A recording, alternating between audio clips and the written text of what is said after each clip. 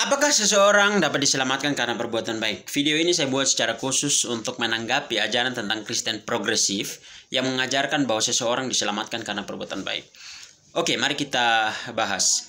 Dalam Matius pasal 25 ayat 31 sampai 46, di situ memang dijelaskan tentang bagaimana Yesus membicarakan tentang situasi akhir zaman, dan di situ seolah-olah iman tiada.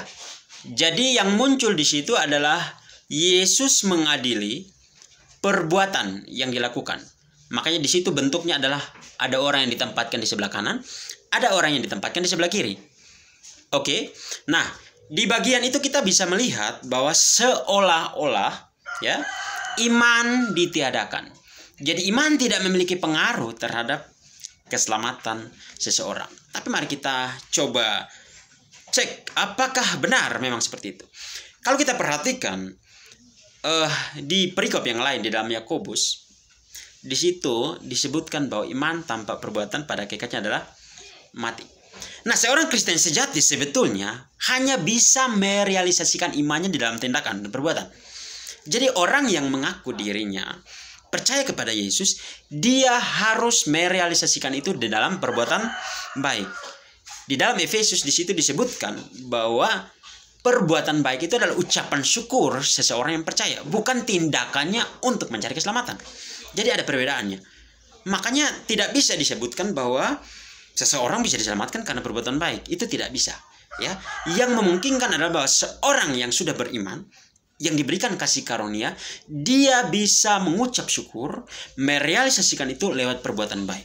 Dan perbuatan-perbuatan itu yang kalau kita perhatikan dalam konteks Matius pasal 5 ayat 31 sampai 46, di situ menunjukkan apa yang harusnya manusia lakukan untuk merealisasikan iman itu. Jadi ketika seseorang lapar, kita memberikan dia makan. Ketika seseorang haus, kita beri dia minum. Ketika dia telanjang, kita kasih pakaian untuk dia pakai. Dia sakit, kita rawat, dan lain sebagainya. Orang yang punya iman sejati, dia harus bisa merealisasikan itu sebagai bentuk ucapan syukurnya berdasarkan imannya. Kenapa? Karena untuk melihat Yesus datang di dalam kehinaan bisa ditemukan lewat peristiwa itu.